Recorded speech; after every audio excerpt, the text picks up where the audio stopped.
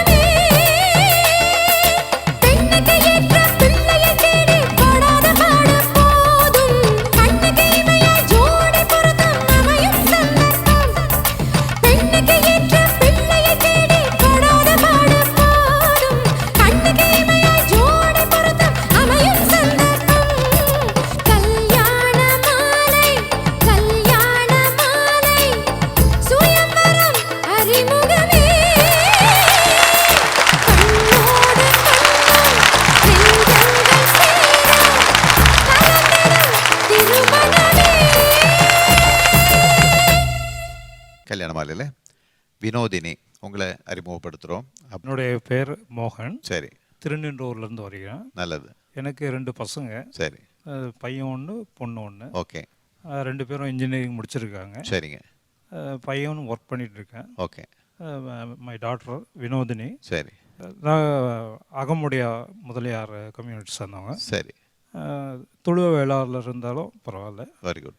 பொண்ணுக்கு ஈக்குவலாக படிச்சிருக்கணும், இல்லை அதிகமாக இருந்தாலும் நல்லது. Okay, right. ஓகே, சொல்லுங்கள். மருமகன் எப்படி வேணுமா? ரொம்ப நல்லா பழகுவா. Very good. அவள் குணத்துக்கு ஏற்ற மாதிரி நல்ல பையன். சரி. மாமனார் மாமியார் கிடைக்கணும்னு ஆசைப்படுறோம். Okay, very good, right. Okay. Vinodhini, என்ன படிச்சிருக்கிறீங்க, என்ன பண்ணிட்டு இருக்கிறீங்க? என் பேர் வினோதினி. நான் பிஇ இசிஏ முடிச்சுட்டு சரி சென்னை ஷோலிங்கநல்லூர் டெக் மஹேந்திராவில் 3 இயர்ஸாக வந்துட்டு சாஃப்ட்வேர் டெவலப்பராக ஒர்க் பண்ணிட்டு இருக்கேன். ஓகே. வினோதினி, கணவன் எப்படி வேணும்னு எதிர்பார்க்குறீங்க? நல்லா படிச்சு வேலைக்கு போறவராக இருக்கணும். அப்பா அம்மாவை அன்பா பார்த்து. இந்தியாவில் இருந்தாலும் ஓகே, ஃபாரின்ல இருந்தாலும் anything is fine. Anywhere. Yes, ஒன்றும் பிரச்சனை இல்லை. நல்ல படிச்சிருக்கணும், நல்ல வேலையில் இருக்கணும், சிறந்த கணவன் கிடைப்பாங்க, நல்ல மருமகன் வருவாங்க. இந்த நிகழ்ச்சியில் வந்து கலந்துக்கிட்டீங்க, வாழ்த்துக்கள், வணக்கம். வினோதினி வயது 24, பிஇ இசிஇ முடித்தவர், சாஃப்ட்வேர் இன்ஜினியராக சென்னையில் பணியில் உள்ளவர். இவர் நன்கு படித்து நல்ல பணியில் உள்ளவரனே எதிர்பார்க்கிறார். வினோதினி பற்றிய விரிவான விவரங்கள் kmmatrimony.com வெப்தளத்தில் இவரது பதிவு எண் 764191. கல்யாண மாலையில் முத்துக்குமரன் இவர் அறிமுகப்படுத்துகிறோம். வயது 21, டிப்ளமா இன் சிவில் இன்ஜினியரிங் முடிச்சிருக்கிறாரு. பிஇ சிவில் பண்ணிட்டு இருக்கிறாரு. துபாயில் இன்டீரியர் ஒர்க் பிஸ்னஸ் பண்ணிட்டு இருக்கிறாரு. படித்த நல்ல பெண் தனக்கு மனைவியா வரணும்னு விரும்புகிறாரு. முத்துக்குமரன் விரும்புகிற மாதிரி நல்ல பெண் அவருக்கு மனைவியா உடனடியாக அமைந்திட கல்யாண மாலையின் மனப்பூர்வமான வாழ்த்துக்கள். கல்யாண மாலையில் யாமினி இவங்களை அறிமுகப்படுத்துகிறோம். வயது 25, எம்எஸ்சி பண்ணியிருக்கிறாங்க. கர்நாடகா ஹாலியல்ல மைக்ரோ பயாலஜிஸ்டாக ஒர்க் பண்ணிட்டு இருக்கிறாங்க. பிஜி அல்லது ப்ரொஃபஷனல் டிகிரி முடித்து நிரந்தர வேலையில் இருக்கிற நல்லவர் தனக்கு கணவராக வரணும்னு நினைக்கிறாங்க. யாமினி நினைக்கிற மாதிரி நல்லவர் அவங்களுக்கு கணவராக உடனடியாக அமைந்திட கல்யாண மாலையின் மனப்பூர்வமான வாழ்த்துக்கள். கல்யாண மாலையில் பிரீத்தி இவங்களை அறிமுகப்படுத்துகிறோம். என் பேர் அசோக் முதலியார். சரி. நான் ராய்ப்பூர்லேருந்து வந்திருக்கேன். ஓகே.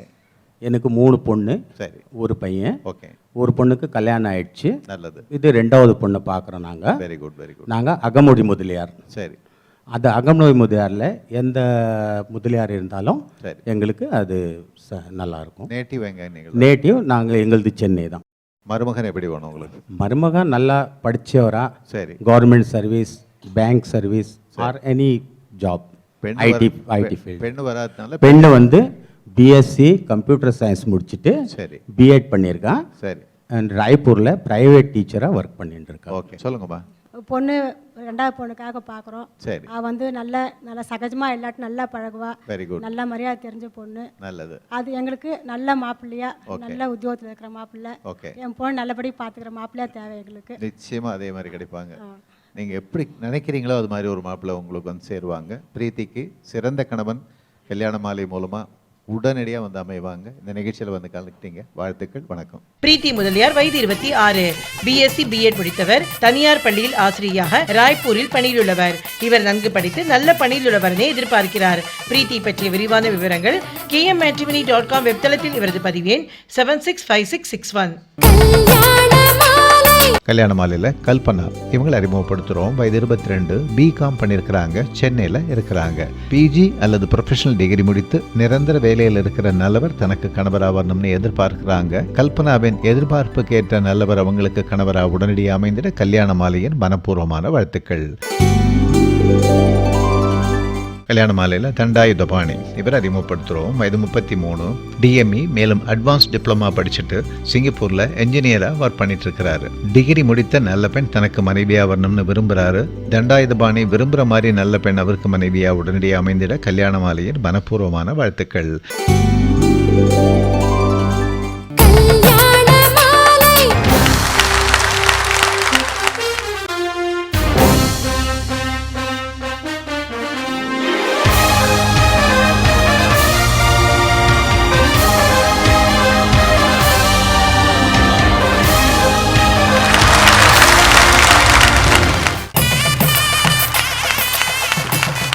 இளமையை கொண்டாடுவோம்.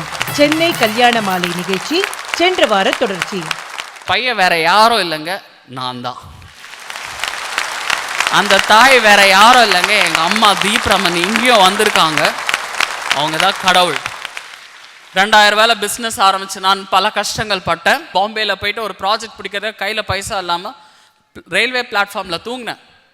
அப்போ சொன்னேன், நீ மட்டும் தூங்கலே, நிறைய பேர் தூங்குறாங்க.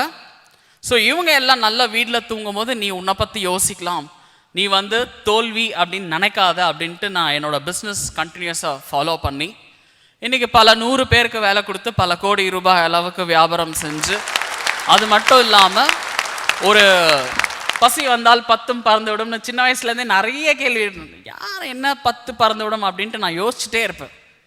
10/10 அக்டோபர் 10 அன்னைக்கு ஹங்கர் ஃப்ரீ டே, இந்தியா முழுவதுமா பசி இல்லாத நாள் அப்படின்னு டிக்ளேர் பண்ணி அந்த நாளுக்கு வந்து 10,000 அனாதை குழந்தைங்களுக்கு உணவு கொடுத்து அந்த மாதிரி விஷயங்கள்லாம் நிறைய செஞ்சுட்டு இருந்தாங்க. அதாவது ஒரு குறிக்கோள் நம்ம வச்சா வந்து நிறைய அதில் வந்து கஷ்டங்கள் வரும். அதே மாதிரி பார்த்தீங்கன்னா சின்ன வயசில் இருக்கும்போது ஏழை மாணவன் இவங்கெல்லாம் வந்து நல்ல ஒரு ரிச்சான ஸ்டூடெண்ட், ரிச்சான பீப்புள் அப்படின்னு சொல்லுவாங்க. நான் அந்த டைமில் வந்து ஏழை மாணவன், பணத்தால் மட்டும் கடவுள் எனக்கு பணக்காரராகும் வாய்ப்பு கொடுத்துருக்கிறார். எதில்? நல்ல படிப்பில், நல்லா திங்க் பண்ணுறதுல, நல்லா மற்றவங்களோட பழகிறதுல வந்து எனக்கு ஒரு வாய்ப்பு கொடுத்துருக்கார்.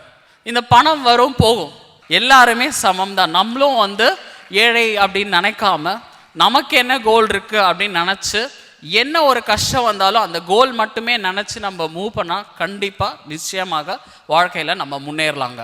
Thank you so much. தேங்க்யூ. அடுத்து நாம் அழைக்கவிருக்கும் பேச்சாளர் நீங்கள் எல்லாருக்கும் உங்களுக்கு எல்லாம் ரொம்பவும் பரிச்சயமானவர். யூடியூப்பில் அவரோடது வந்து வைரலாக போயிட்டுருக்கு, எல்லாரும் கேட்டுட்ருக்கோம். சித்த மருத்துவர் டாக்டர் சிவராமன் அவர்களை அன்போடு மேடை கழிக்கின்றேன். பாரம்பரிய உணவை மீட்டெடுப்பதில் மிகப்பெரிய பங்கு, அதாவது ஒரு எத்தனையோ பெரிய ஜேர்னி இருந்தாலும் முதல் ஸ்டெப்பு தான் அதுக்கு ரொம்ப முக்கியம் அப்படின்னு சொல்லுவோம். அந்த மாதிரி இன்றைக்கி எல்லோரும் வீட்டில் லிஸ்ட்டு போடும்பொழுது அரிசி 50 கிலோ, சக்கரை 10 கிலோன்னு போடுறதுக்கு பதிலாக சாமை 2 கிலோ, வரகரிசி 2 கிலோ, தெனை 2 கிலோ, கருப்பட்டி வெல்லம் 1 கிலோன்னு போடுற அளவில் இன்றைக்கி நம்முடைய லிஸ்டெல்லாம் மாற்றிருக்கிறவர் அவர் தான்.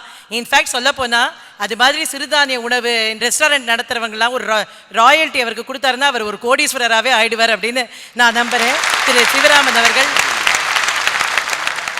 ரொம்ப நெகிழ்ச்சியாக இருந்தது எனக்கு. நாங்கள் உட்காந்து என்ன பேசுகிறோன்னே இப்போ எனக்கு தோணலை. பாலாஜி பேசின விஷயங்களில் பல நகைச்சுவை இருந்தாலும் அந்த நகைச்சுவைக்கு பின்னாடி பூரா ஒரு மனிதநேயம் ஓடிக்கொண்டே இருந்துச்சு. இன்றைய இளைஞர்கள் மீது மிகப்பெரிய ஒரு நம்பிக்கையை விதைக்கக்கூடிய ஒரு பெரிய பேச்சாக பாலாஜி பேச்சு இருந்தது. அவர் பேசும்போது கடைசியாக ஒன்றை முடிச்சுட்டு போனார். எத்தனை பேர் கவனிச்சோன்னு தெரியல. இன்றைக்கெல்லாம் ப்ரீச்சிங்லாம் தேவையில்லை, வி நீட் இன்ஸ்பிரேஷன். அடுத்த ஸ்பீக்கர் வந்து ஒரு இன்ஸ்பிரேஷனாக வந்து நிற்கிறார். ரொம்ப அழகாக கல்யாண மாலை கோர்த்திருக்கிறது. ஒரு மாலை என்றாலே மலர்களை கோர்ப்பது தானே, அப்படி ஒரு மாலை வந்து கோர்க்கப்பட்டிருக்கிறது. ஒரு மிகச்சிறந்த ஒரு தேவையை பாலாஜி முன்னிறுத்துகிறார். அந்த தேவையை பூர்த்தி செய்யும் விதமாக நம்முடைய சரத்பாபு வந்து நிற்கிறார். அதில் ரொம்ப உண்மையிலேயே உள்ளத்தளவில் மனம் நெகிழ்ந்து அந்த தாயை வணங்கி ஒரு சிறந்த ஒரு இன்ஸ்பிரேட்டரை கொடுக்கறதுங்கிறது ஒரு சாதாரண விஷயம் இல்லை. ஒரு மிகச்சிறப்பான ஒரு விஷயத்தை சொல்லிட்டு போயிருக்கார். எனக்கு கொடுத்த தலைப்பு வந்து உணவில் கூட ஒளிந்திருக்கிறது உற்சாகம் அப்படின்னு, இளமையை கொண்டாடுவோம் அப்படிங்கிற தலைப்பு கீழே பேசினாங்க. நான் வந்ததிலிருந்து பல பெருந்தகைகள் பேசுகிறத கேட்டுகிட்டே வரேன். சீதாராமன் சார் பேசும்போது, விஸ்வநாதன் சார் பேசும்போது, இடையிடையே மீராமா பேசும்போது, எல்லாரும் தொடர்ச்சியாக பேசும்பொழுது எந்த அளவுக்கு அவர்கள் இளமையை பண்பட்டு வந்திருக்காங்க அப்படின்ட்டு ஒரே ஒரு விஷயம் தான் உள்ள உறுத்திட்டே இருந்துச்சு. அவங்க 2 பேருமே பேசும்போது எங்கள் அம்மா அப்பா பார்த்த பொண்ணை தான் நாங்கள் கல்யாணம் பண்ணோன்ட்டு, நான் பார்த்த பொண்ணை எங்கள் அம்மா அப்பாவும் பார்த்துட்டாங்க. அதனால் ஏன்னா ஒருவேளை நாங்கள் அன்னைக்கே இளமையை கொண்டாடியவர்கள், அதனால் வந்து ஒரு காதல் திருமணமாக நிகழ்ந்ததுன்னு யோசிச்சுட்டு இருந்தேன். நான் நிறைய பயணித்து கொண்டே இருக்கிறேன், தமிழகம் முழுக்க குறிப்பாக கல்லூரியாக போய் பேசிக்கொண்டே வருகிறேன். நிறைய மாணவர்களை பார்க்கிறேன். பல்வேறு மாணவ தளவங்களை பார்க்கும்போது எனக்குள் ஒரு சின்ன அச்சம் மனதில் இருந்து கொண்டே இருக்கிறது. உண்மையிலேயே இந்த இளைய தலைமுறை இளைஞர்கள் இளமையை கொண்டாடுகிறார்களா அப்படிங்கிற ஒரு கேள்விக்குறி எனக்குள்ள வந்துச்சு. அவர்கள் எந்த அளவுக்கு மனிதநேயத்தோடு இருக்கிறார்கள், எந்த அளவுக்கு வந்து ஒரு இன்ஸ்பிரேட்டராக இருக்காங்கிறது ஒரு பக்கம். இன்னொரு பக்கம் பெருவாரியான இளைஞர் கூட்டம், சீதாராமன் சார் பேசும்போது சொன்னார் இல்லையா, இந்தியாவினுடைய மிகப்பெரிய வலு அப்படின்னு எடுத்தோன்னா, நம்ம எப்போவுமே பெரிய வணிகத்தில் இருக்கவங்க எல்லாம் காட்டுறது வந்து இந்தியாவை கம்பேர் பண்ணும்போது சீனாவையும் பிரேசிலையும் தான் காட்டுவாங்க. அவங்கள மாதிரி இவங்கள மாதிரின்னு சொல்லும்போது அவங்க 2 நாடை விட நம்மக்கிட்ட இருக்கக்கூடிய மிகப்பெரிய பலம் நம்மிடம் இருக்கக்கூடிய பெரிய இளைஞர் கூட்டம். இந்த இளைஞர் கூட்டம் வருங்கால இந்தியாவை மிகப்பெரிய அளவில் மாற்றும் அப்படிங்கிற ஒரு பெரிய நம்பிக்கை தான் அந்த மாதிரியான ஒரு கட்டமைப்பை உண்டாக்குது. ஆனால் அந்த இளைஞர்கள் இன்றைக்கு 25 வயது 30 வயதில் இருக்கக்கூடிய இளைஞர்கள் இன்னொரு 35 வருடம், இன்னொரு 10 ஆண்டுகள் கழித்து, 15 ஆண்டுகள் கழித்து அதே அளவில் இளமையை கொண்டாடக்கூடிய அளவில், இல்லது அதே அளவில் அறச்சிந்தனையோட, அல்ல அதே அளவு உத்வேகத்தோட, அதே அளவு தன்முனைப்போடு வாழக்கூடிய அளவில் அவர்களுடைய உடல் நலம் இருக்குமா அப்படிங்கிறதுல ஒரு பெரிய கேள்விக்குறி ஒளிந்திருக்கிறது. நண்பர்களே, இது அனுமானித்து சொல்லக்கூடிய விஷயம் இல்லை, சும்மா பயமுறுத்துவதற்காக அச்சுறுத்துவதற்காக சொல்லக்கூடியதில்லை. பல தரவுகள், பல சான்றுகள், மருத்துவ சான்றுகள் இன்றைக்கு முன்வைத்து பார்ப்பது என்னன்னா, 25 வயதிலிருந்து 45 வயதுக்கு உள்ளக்கூடிய இந்திய இளைஞர்களுக்கு பல தொற்றாத வாழ்வியல் நோய் கூட்டம் துரத்தி கொண்டே இருக்கிறது. இன்னைக்கு நிறைய பேருக்கு நம்ம வீட்டிலேயே தெரியும், 30 வயசு 35 வயசுல பல பேருக்கு இருக்கிற ஒரு பயம், எங்க சுகர் வந்துருமா, இல்லை எங்கே வந்து ஒரு ராத்திரி நல்ல ஒரு ஆனியன் பஜ்ஜியும் இல்லை உருளைக்கிழங்கு போண்டாவும் சாப்பிட்டுட்டு கொஞ்சம் லேசாக கேஸ் ட்ரபிள் வந்துட்டாலே எங்கேயோ பகவான் கூப்பிட்றாரா அப்படிங்கிற அளவுக்கு ஒரு பயம் வந்து 10 மணி ராத்திரி 11 மணிக்கு டாக்டர் வீட்டு சுவரை ஏறி குதிச்சு இசிஜி பார்க்க போகிற இளைஞர்கள் இன்றைக்கு அதிகம். ஏன்னா ஒரு பெரிய பயம், எங்கே பார்த்தாலும் காதில் செய்தி வந்து கொண்டே இருக்கிறது, இளைய வயதில் ஒரு மாரடைப்பு வருது, இளம் வயதிலேயே புற்றுநோய் வருகிறது. கல்யாணமாலை மோகன் சார் வந்து இன்னும் கொஞ்ச நாள் கழித்து ஒரு வேளை ஒரு நாள் சொல்லலாம், நீங்கள் மனதுக்கு விரும்பின மாதிரியே உங்களுக்கு பிசிஓடி இல்லாத பெண்ணும் இல்லைன்னா வந்து சுகர் இல்லாத பையனும் கண்டிப்பாக கிடைப்பாங்க அப்படிங்கிற அளவுக்கு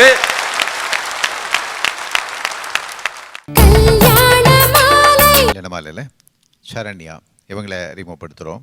ஒரு ஸ்டேஷ்னரி பிஸ்னஸ் பண்ணிகிட்ருக்கேன் நான். எனக்கு 2 டாக்டரு. சரி. பெரிய டாக்டருக்கு மேரேஜ் ஆகிடுச்சு. நல்லது. இவ சின்ன டாக்டரு. ஓகே. எம்எஸ் சாஃப்ட்வேர் முடிச்சிருக்காங்க. ஓகே. பெங்களூரில் E&ON கம்பெனியில் சாஃப்ட்வேர் இன்ஜினியராக ஒர்க் பண்ணுறாங்க. ஓகே.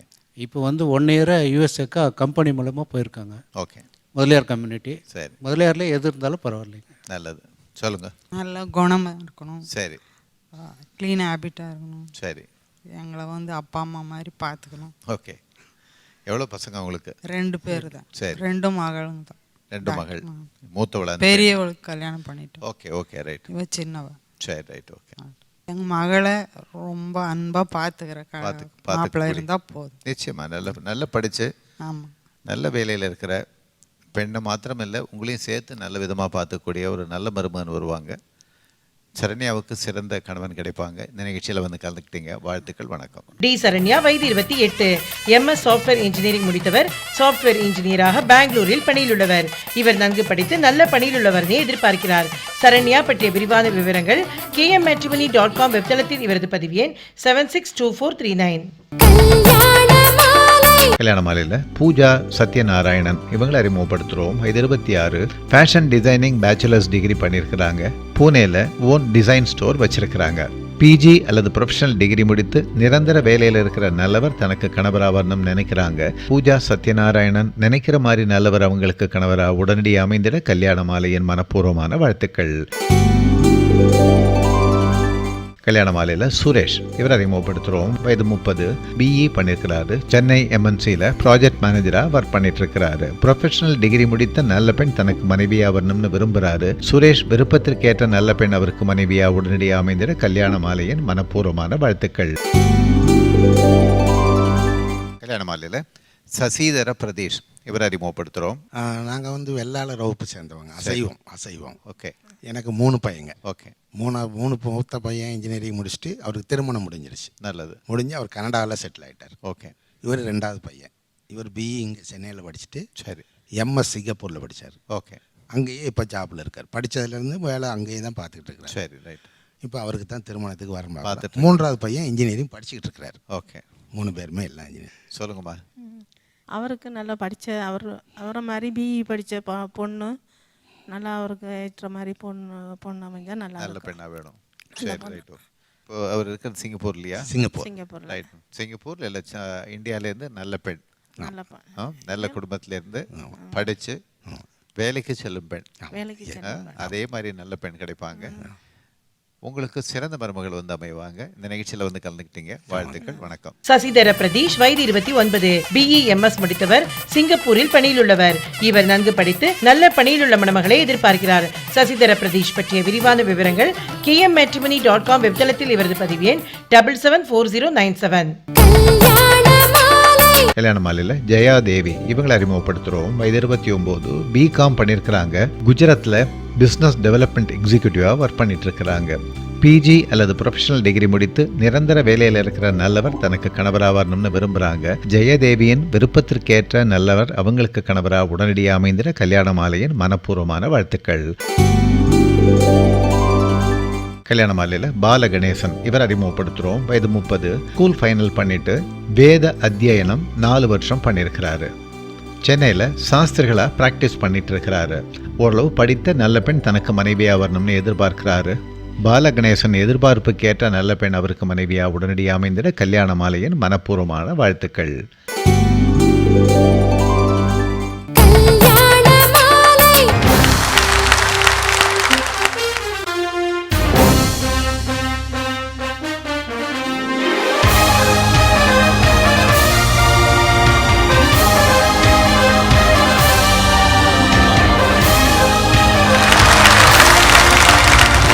கல்யாண மாலை மோகன் சார் வந்து இன்னும் கொஞ்ச நாள் கழித்து ஒரு வேளை ஒரு நாள் சொல்லலாம், நீங்கள் மனதுக்கு விரும்பின மாதிரியே உங்களுக்கு பிசிஓடி இல்லாத பெண்ணும் இல்லைன்னா வந்து சுகர் இல்லாத பையனும் கண்டிப்பாக கிடைப்பாங்க அப்படிங்கிற அளவுக்கு சர்க்கரை வியாதியும் அதே மாதிரி இந்த சினைப்பையில் வரக்கூடிய நீர்க்கட்டிகள் இல்லாத பெண்களும் கிடைக்கிறது ரொம்ப அரிதாக போகக்கூடிய ஒரு சூழல் வந்தாலும் வரும். ஏன் இப்படி நடக்குது? 2 காரணம். முதல்ல 2 காரணம், ரெண்டுமே அது மால் நியூட்ரிஷன் தான். ஸ்பெல்லிங் தான் கொஞ்சம் தப்பு. ஒன்று மால் நியூட்ரிஷன் MAL நியூட்ரிஷன், இன்னொன்று MALL நியூட்ரிஷன். இந்த 2 கூட்டத்துக்குள்ளதான் மொத்த இளைஞர் கூட்டமும் சிக்கி இருக்கிறது. சரத்பாபு நண்பர் சொன்னாரே 30% இளைஞர்கள் 30% மக்கள் இன்றைக்கும் வறுமை கோட்டில் இருக்கிறார் என்று. 55% பெண்கள் இன்றைக்கும் இரத்த சோகையில் இருந்து கொண்டு இருக்கிறாங்க. அந்த அளவுக்கு ஒரு பக்கம் வறுமை, இரத்த சோகை, இரும்புச்சத்து குறைவு, இதெல்லாம் அடிப்படையான உணவு பற்றாக்குறையினால, அடிப்படையான சரிவிகித சம உணவு இல்லாதனால ஒரு பக்கம். இன்னொரு பக்கம் கொழுத்த தீனியை தின்னு மால் நியூட்ரிஷன் MALL நியூட்ரிஷன் வந்து இதுதான் குதூகலம், இதுதான் களியாட்டம். இங்கே போய் உட்கார்ந்து என்ன தாரான், எதுக்கு கொடுக்குறான், என்ன சேர்ந்துருக்கு அப்படி எதுவுமே தெரியாமல் போய் மேலே இன்னும் கொஞ்சம் தடவு, இன்னும் கொஞ்சம் தேய்ச்சித்தா, இதில் ஒருவேளை சாகலைன்னா மேலே நான் கொஞ்சம் மிளகாத்த பொடியை தூவி கொடு அப்படின்னு சொல்லி வாங்கி திங்கிற கூட்டம் நிறைய கூட்டிக்கிட்டே இருக்கு. நாங்கள் தமிழில் புதுசாக ஒரு அப்ரிவேஷன் படிச்சிருக்கிறோம். சோ சே சூ அப்படிம்போம். சொந்த செலவில் சூனியம் வைக்கிறது. இதுதான் போய் போய் அங்கங்கே போய் பெரிய பெரிய மால்களில் போயிட்டு அதில் வேற அப்படி ஆணும் பெண்ணும் சேர்ந்து இப்படி உட்காந்துக்குவாங்க. உட்காந்துட்டு அவங்க ஒரு பொரிச்ச கோழியை வாங்கி அந்த கோழி பொரிக்கிறது நம்ம வீட்டில எல்லாம் கோழியெல்லாம் பொரிச்சா ஒரு இஞ்சி பூண்டு சீரகம் ஒரு 7-8 பொருள் போடுவாங்க. அந்த கம்பெனிக்காரன் கிட்டத்தட்ட 100கணக்கான ரசாயனங்களை போட்டு தரான். இந்த பையனும் பெண்ணும் எதிர்த்தாப்புல உட்காந்துட்டு பல கெமிக்கல் போட்டு கொடுக்குறான். அப்போ தான் நம்ம 2 பேருக்குள்ளே நல்லா கெமிஸ்ட்ரி வரும் அப்படின்னு சொல்லி வறுத்து அவன் ஒரு பக்கம் வறுக்கிறான், இவன் ஒரு பக்கம் வறுத்து சாப்பிட்டுக்கிட்டு இருக்கிறான். நண்பர்களே, கொஞ்சம் எச்சரிக்கையாக இருக்க வேண்டிய காலகட்டத்துக்கு வந்திருக்கோம். இன்றைய இளைய தலைமுறைக்கு மிகப்பெரிய அளவில் இரத்த சர்க்கரை நோய் வருவதற்கான வாய்ப்புகள் அதிகமாக இருக்கிறது. எனக்கு சுகர் வந்தப்புறம் நான் சர்க்கரையை நிறுத்திக்கிறேன். நான் 35-40 வயது வரும்பொழுது லேசாக என்னுடைய இரத்த சர்க்கரை அளவு கூட மாதிரி தெரியுது, அதுக்கப்புறம் நான் வெள்ளை சர்க்கரையை எடுக்கலைன்னு சொன்னால் நம்மளை மாதிரி ஒரு முட்டாள் உலகத்திலே கிடையாது. சர்க்கரை நோய் வந்ததுக்கப்புறம் நம்ம சர்க்கரையை குறைக்கிறதுனால அந்த நோயோடு வாழ்வதற்கு பழகி கொள்ளலாம். இளைஞர்கள் 15 வயதில் 20 வயதில் 25 வயதிலேயே கொஞ்சம் அக்கறைப்பட்டு எனக்கு இனிப்பு வேண்டாம், வெள்ளை சர்க்கரை வேண்டாம் என்ற முடிவெடுத்தால் மட்டும்தான் அடுத்த தலைமுறையை நாம் காப்பாற்ற முடியும். நான் இங்கிலாந்தில் ஒரு மருத்துவ கருத்தரங்குக்கு போயிருக்கேன். அங்கே ஒருத்தர் யூரோப்பியன் யூனியனுடைய மொத்த மருத்துவ திட்டக்குழுவினுடைய தலைவராக இருக்கிறார். அவரும் தமிழர், ஒரு இலங்கை தமிழர். அவரோடு உரையாடி கொண்டிருக்கும் போது அவர் சொல்றார், இனி வரக்கூடிய அடுத்த தலைமுறைகள் ஆசிய தலைமுறைகள் ஒன்று இன்னைக்கு டயபெட்டிக்காக இருப்பாங்க, இல்லைன்னா அவரோட பையன் அல்லது அவரோட பேரை, ஒட்டுமொத்த ஆசிய மரபணுவே சர்க்கரை வியாதிக்குள் வந்துவிடும் அப்படின்னு ஒரு தரவுகளை ஒரு பெரிய மருத்துவ அறிஞர் அப்படி சொல்றார். எவ்வளவு சிக்கலா இருக்கு பாருங்க. அப்படி ஒரு வேளை ஒரு இரத்த சர்க்கரை ஒரு 35 வயதில் 40 வயதில் ஒரு இளைஞனுக்கு வருகிறது என்றால் அவனோட நிலைமை எண்ணம் எப்படி இருக்கும் அப்படின்னா, எதுக்கு போட்டு டாக்டர் ஏதோ பார்க்க போய் மேய்ஞ்சுக்கோன்னு சொல்றாரு, வெறும் காய்கறியும் கீரையும் இதையும் சாப்பிட்டுக்கோங்கிறாரு. காலையில் எழுந்திரிச்சா இப்பெல்லாம் பார்க்கில் காலையில் நடக்கவே முடியல, ஒரே இடிச்சுக்கிட்டு ஓடுறாங்க. எல்லாம் பெரும் கூட்டம் காலையில் அவ்வளோ ஓட்டம் இருக்கு. ஆனால் அதுக்கும் பயந்துக்கிட்டு காலையில் ஓடணும், வெறுமனை அந்த காய்கறி அந்த புல் இந்த கீரை இப்படி சாப்பிட்டு சொல்லுறாங்க. இது காணாதுன்னு சொல்லிட்டு குதிரைவாலி தெனை ராகின்னு வேற ஒரு ஆள் பேசிக்கிட்டே இருக்காரு.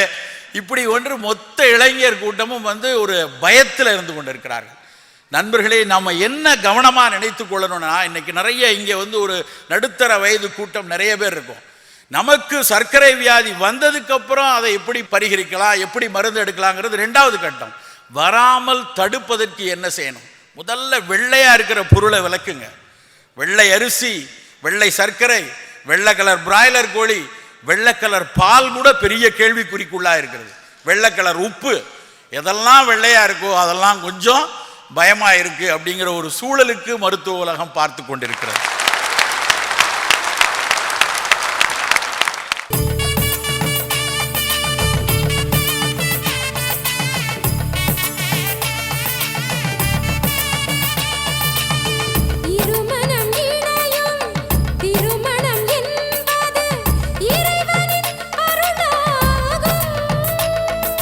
உங்கள் வீட்டு வரனுக்கு மிகச் சிறப்பான இல்வாழ்க்கை துணை அமைய பதிவு செய்து கொள்ளுங்கள் KMmatrimony.com.